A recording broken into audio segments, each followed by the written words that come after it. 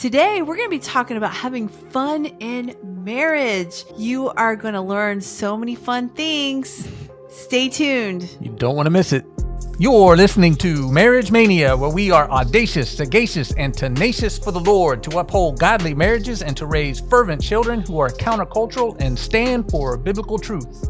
Hey, welcome back. We're so excited that you're here today. I'm Tanya. And I'm Michael. And today we're going to talk about having fun in marriage, which is so important to our marriage life and just walking through the seasons of life. So I'm excited, but before we get started, please subscribe here. We want to get the message out and reach as many families as we can to spread the gospel of Jesus Christ. So let's get started.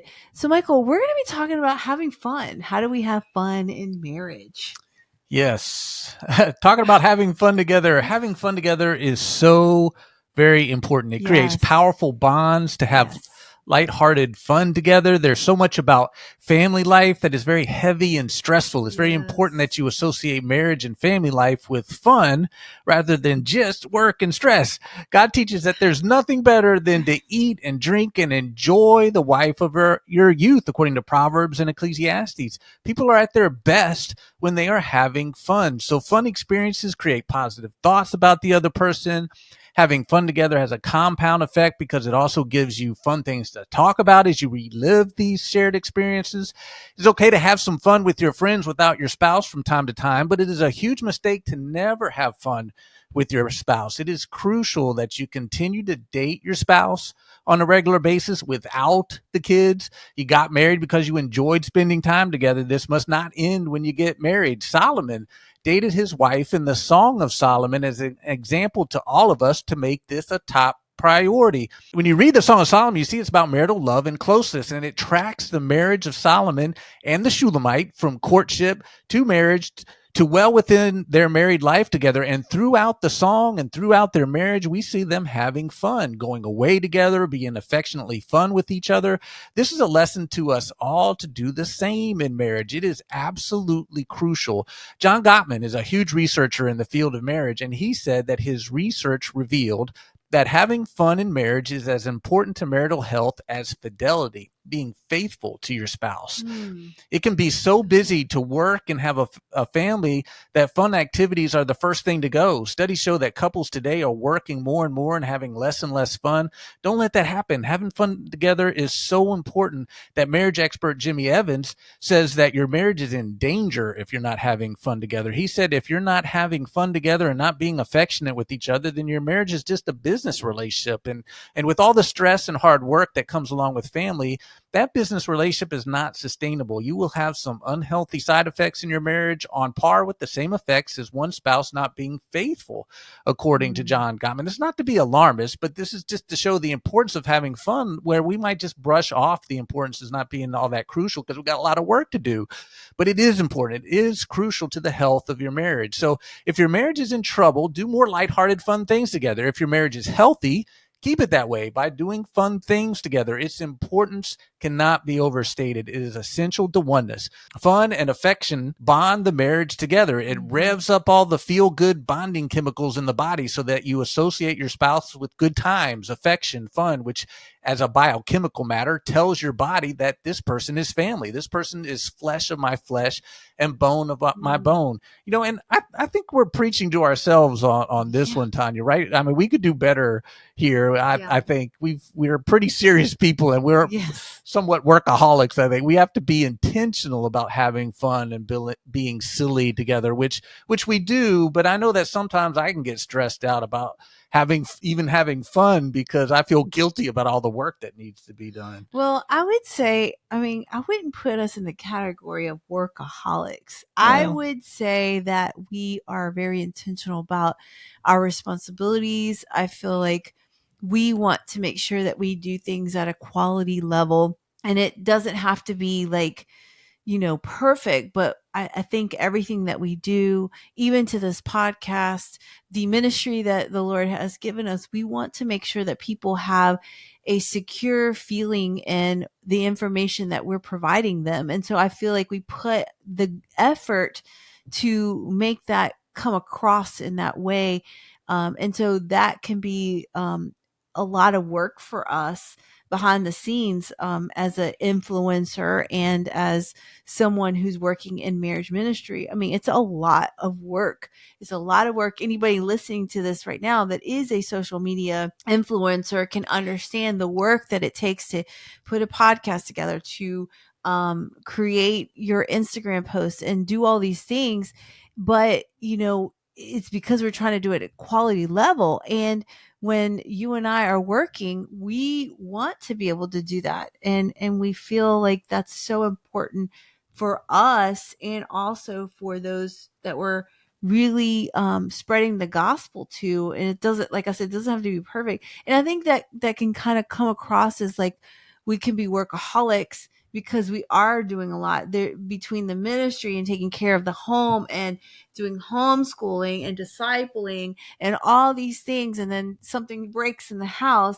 I feel like that is where the pressure comes, and we feel like there is a nonstop feeling of like, oh my gosh, we've got to get this done, this done, this done. And then, yes, we can lose sight of not taking time to have fun. But I love when we take vacations and we plan out vacations, it feels like a whole, like we're disconnecting from life per se, like the day-to-day things that we have responsibility for. And I think that also, like, we have that fine line. We have to be careful we don't overdo it and teach our children that work is everything. But also, we do want to teach that work is important. God put us here to work after the fall. Even before the fall, Adam was supposed to work. And one of the proverbs that says, if you don't work, you don't eat. And so those are really key things that I think that drives us, that we're doing this unto the Lord. Yeah, and I guess a better way of phrasing it than saying workaholic is to think about it in terms of personality, because there's, research has shown that there's those that have kind of a work orientation personality, and those that have more of just like a happy-go-lucky, have fun kind of personality. Those that just love to have fun all the time need to be a little bit more intentional about being serious and working and putting the nose to the grindstone sometimes. But those with a work orientation have to be more intentional about not working all the time and taking the time to relax and just being with people and having fun with family. And I think you have a better being orientation, maybe a little better balance than I have. A very strong work orientation. I just want to, like, what's the next task? What's the next task? And but I just want to accomplish this and go on to the next thing to accomplish, next mountain to overcome. It's like, but I need to be more intentional about, hey, let's just relax and slow down and just enjoy sitting at the pool and doing nothing. Yeah, I mean that. Yes, I agree. And we have a lot of friends that come over, and we share meals together through hospitality and just enjoying conversations. And I think that kind of helps us to slow down, and especially like the activities that we have with our daughter. I know soccer's coming up, and we love that time because we're sitting by the field and we can actually have a conversation, but we also get to talk into other people's lives. They want to talk to us.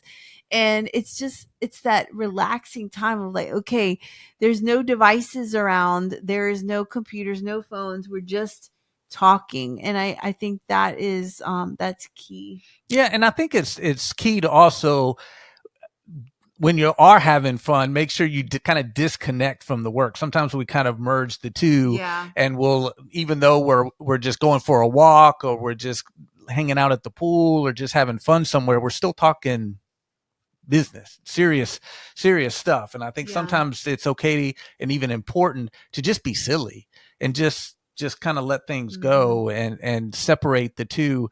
In fact, research shows that there tends to be a big need for guys, especially, to have fun and be silly and lighthearted, to have a fun friendship with their wives. So if you hear your husband saying things like, can we not talk about the kids right now or family stuff? He might be communicating to you that I need to have fun with you right now, which I have a hard time doing if I can't get my mind off of family business for even a moment, or feeling like I'm always having a serious conversation. I'm overstimulated. I'm on overload. He'll usually reach that point before wives and mothers do, and needs to relax and decompress and de-stress. Guys tend to have more of a need for that. Research says there's a little bit of a gender difference. And I was gonna say too, like, yes, it is like men have that brain where it's just kind of setting, like, okay, here's one block I can think about, and here's another block I can think about. But women,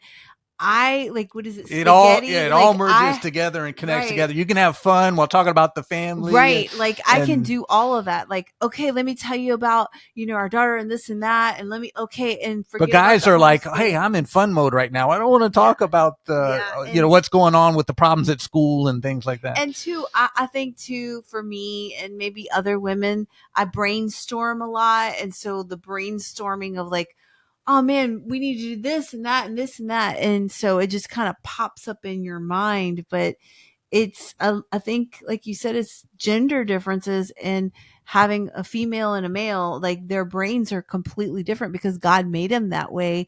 And so it's really more intentional for the wife to, okay, let me calm my brain and like not talk about this. But it's also intentional for the husband to say, okay, I know that she probably has 100 things going on, so I need to at least be there and listen. So I think it's a compromise. I think. Right. And I think we need to be in tune with each other. So if guys, even though we're relaxing, we need to still take that time to not just sit there and stare out into space, but to talk and to engage in that conversation, ask questions, show that you're engaged in that conversation. But at the same time, if one of the spouses says, look, can we just not talk about the kids right now, or not talk about the problems that's going on with school or whatever family problem that's going on, that might be an indicator that the person's on overload. Yeah. And they just might need a second to just like, hey, we're here having fun, and I really need this time to kind of just separate from right now. And we need to be in tune to that and let that person decompress at that moment. I think that's really important. It's important to health, and it's to physical health, and as well as the marital health, to be able to do that. So then you can feel rejuvenated and restored to then jump back into the ball game. The next day. Right. But like you said, it's a balance. We need to both communicate, and we need to both recognize and understand when the other is reaching a breaking point, needs a moment without faced with guilt or shame for needing that moment. And I was going to say too, like, I think with women, we have a different responsibility, role of a biblical wife. We have that responsibility for our children. And, I know for our household, I am the cook. So there's just a lot of juggling that happens. And it's sometimes, from a wife's perspective, it feels like, okay, when do I decompress? And the decompressing could be like, hey, Michael, let me tell you about blah, blah, blah, blah, blah, blah, blah. All these things I want to tell you about. And you're in a spot that you're like, I can't handle that. And I'm like, well, I haven't had time to relax. So I'm going to tell you everything that's on my mind right now. And it could be overload. So it's the same thing, like you were saying, like, we have to be intentional about really understanding each other.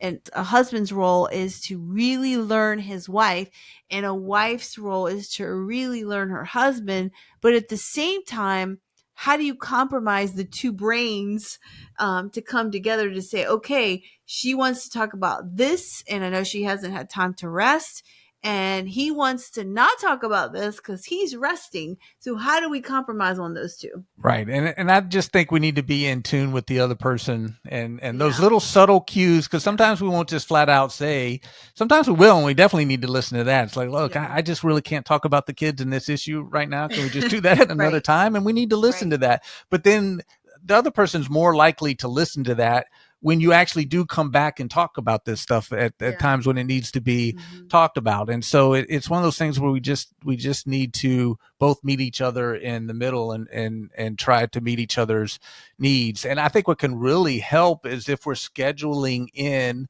fun time together that's completely separate from all of that. So everybody's getting plenty of scheduled in fun time where you just going out and going for a walk together. It doesn't even have to cost anything. You're just going for a walk together. You can go to the park. You can we went to the mountains, and that was great. Right. Just walking and hiking, and that's just great. Do this as a family, or sometimes it's important to go on dates and get the parents, if the parents live by, grandparents, to watch the kids, or if they're not nearby, swap with another couple where you each trade off taking care of each other's kids while the other goes on a date night. We did that. We go through times where we do that, and then we get out of the habit of doing that. It's one of those things where it's got to be intentional and stay at it. I think the important thing is that you got to have your whole marriage can't just be about all the stresses that come from just daily living and daily taking care of the family. You got to have fun together. You got to associate each other with fun and lightheartedness. It is just essential maintenance for the health of your marriage. I agree. And I love that, because it's a great reminder. Like, we're talking to ourselves, but I'm sure others that are listening are probably relating to this as well, because especially if you have younger children, it makes it really hard to, enjoy those moments that you had before your children. And not saying that your children have caused you not to have fun, but there's different responsibility when you have a child, and taking care of them and always being there for them. And so those are things that you have to kind of maneuver through. And it's important to keep in mind that it's not to interrupt, but it's important to keep in mind that your parenting is the intense part of it, at least, is a temporary job. And once you empty nest and your kids go off to college and they're starting families of your own, you're just there now with your spouse for a good amount, a majority of your life, hopefully, Lord willing. And you don't want to be looking at them going, I don't even know who you are. Or, we've kind of grown apart. We got to continue to grow together while we have children. And a big part of that is connecting and bonding over fun things. I mean, that's where you really get a lot of connection and bonding, is two things: affection and having fun. You got to have both of those. Without those, your marriage is going to suffer. That's just where the marriage comes together, and those strong bonding chemicals that really bring you together as a family is affection and fun. And both of those need to be important elements of the marriage. Yeah, these are great reminders, and just importance of having fun in marriage. And that is something that we all need to do. Life can get crazy, but I just go back to the Ecclesiastes study when Solomon talked about, like, this life can be so crazy and mundane, but God has given this as a gift for us to enjoy. Like, life is about enjoyment. And I have to keep reminding myself that too, because there's so much stress that can happen and it can become so overwhelming. But just remembering that God gave us this life to enjoy. It's not just to be working and stressed and dealing with everything that just brings all these pressures of life, but he wants us to enjoy him and enjoy the gift of marriage. So I am so thankful we had opportunity to talk about having fun in marriage, which is something that we all definitely need. That's awesome. So please subscribe if you haven't done so. We would love for you to hit that like button and share it with someone. And until next time, God bless.